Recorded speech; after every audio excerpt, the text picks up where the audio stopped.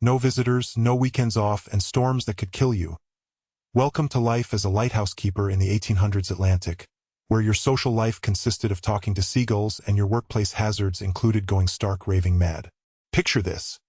It's 1832, and Henry Voss has just accepted his new position as keeper of the Widow's Point Lighthouse off the coast of Maine. The harbor master gave him a hearty slap on the back, a rusty key, and ominously mentioned that the previous 3 keepers had either died, disappeared, or fled screaming into the night claiming the lighthouse was haunted. But Henry isn't concerned about ghosts. He's more worried about the fact that he'll be living on a tiny rock in the middle of the ocean for the next 3 months without a break. Henry's first day starts promisingly enough. He hauls his meager belongings up the 167 spiral steps to his new home, a glorified closet at the top of a stone phallus rising from the sea. The Lighthouse Authority has generously provided him with a bed that feels like it's stuffed with lobster shells, a chair with only 3 legs, and a small desk where he's expected to meticulously record the weather, passing ships, and his slow descent into madness. At least the view is nice, Henry mutters to himself, looking out at the endless gray Atlantic, completely unaware that he won't see another human face for 87 days. Now, you might be thinking lighthouse keeping was a cushy government job. After all, how hard could it be to keep a light burning? Turns out, harder than wrestling an octopus while reciting Shakespeare.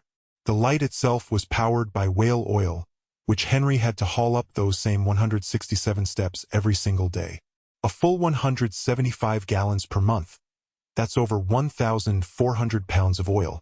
And if you spilled any, well, those spiral stairs became the world's most terrifying slip and slide.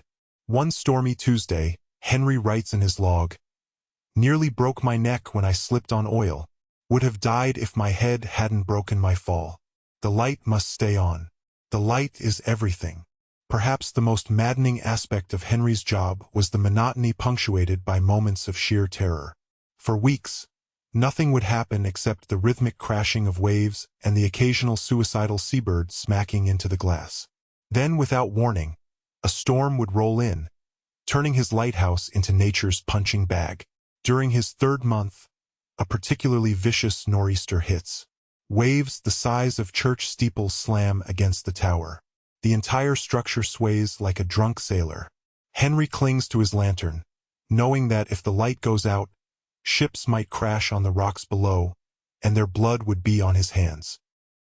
"The light is everything," he whispers, his beard now 6 inches longer and considerably more unkempt than when he arrived. "Let's talk about the sleeping arrangements, shall we?" Lighthouse keepers worked in shifts, except when they didn't have a partner, which was often. The regulations stated that the light must remain lit from sunset to sunrise. This meant Henry's sleep schedule resembled that of a colicky infant, brief, interrupted, and accompanied by lots of crying. His log entry from day 42 reads, "I have not slept more than 2 hours at a stretch in 6 weeks. I dreamt I was a whale oil lamp. When I awoke, I was disappointed to discover I wasn't." The isolation did peculiar things to a keeper's mind. Henry begins naming the rats that share his quarters. The largest one he calls Commissioner, because it seems to inspect his work with disapproval. He holds lengthy conversations with Commissioner about lighthouse policy and the weather. "Commissioner disagrees with my assessment of tomorrow's forecast," he writes. "He believes we're in for rain. I say it will be clear. We have wagered my last clean sock on the outcome." Food was another delightful aspect of lighthouse keeping. The authorities supplied keepers with basic provisions: salted meat, hardtack, beans, and coffee that tasted like it had been filtered through a mermaid's armpit. These provisions were delivered quarterly, assuming the supply boat didn't sink, which it often did. By day 60, Henry has resorted to creative cuisine. His log reads, "Dinner tonight: seagull egg omelet with fried kelp and the last of the hardtack, which I softened by leaving it in rainwater for 3 days. Commissioner refused his portion. He's becoming quite picky." The bureaucracy involved in lighthouse keeping was astounding. The Lighthouse Board required keepers to maintain detailed logs of absolutely everything: weather conditions, passing vessels, maintenance performed, and their own bodily functions. Okay, maybe not the last one, but it wouldn't have been surprising. Henry dutifully records, 4:15 a.m., polished brass. 5:20 a.m., trimmed wick. 6:30 a.m., contemplated throwing myself into the sea. 6:35 a.m., decided against it as paperwork would be excessive. The pay for this delightful existence? A whopping $400 per year, when they remembered to send it. That's about $1.10 per day for the privilege of risking your life, sanity, and personal hygiene. Perhaps the cruelest irony was that lighthouse keepers, the men responsible for saving countless sailors from watery graves, were often unable to swim themselves. When the 1842 Lighthouse Board survey asked keepers if they could swim, over 80% responded with variations of, "Why would I need to swim? I live in a lighthouse." Henry's own swimming abilities are tested on day 72 when a rogue wave crashes through his window, flooding his quarters and washing Commissioner out to sea. His log that day simply reads, "Commissioner has tendered his resignation. I shall miss our chats." The health hazards of lighthouse keeping went well beyond drowning. The constant exposure to lamp fumes, lead paint, and asbestos, which was used as an insulator, meant many keepers developed chronic respiratory issues.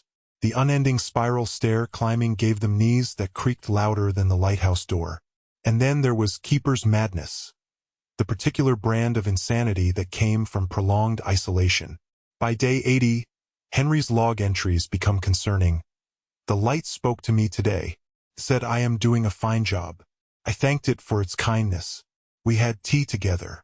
When Henry finally receives his replacement on day 87, the new keeper, a fresh-faced young man named Thomas, is shocked by what he finds.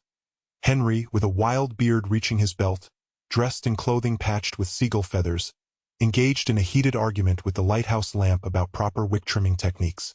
"The mainland is that way," Thomas says, pointing east.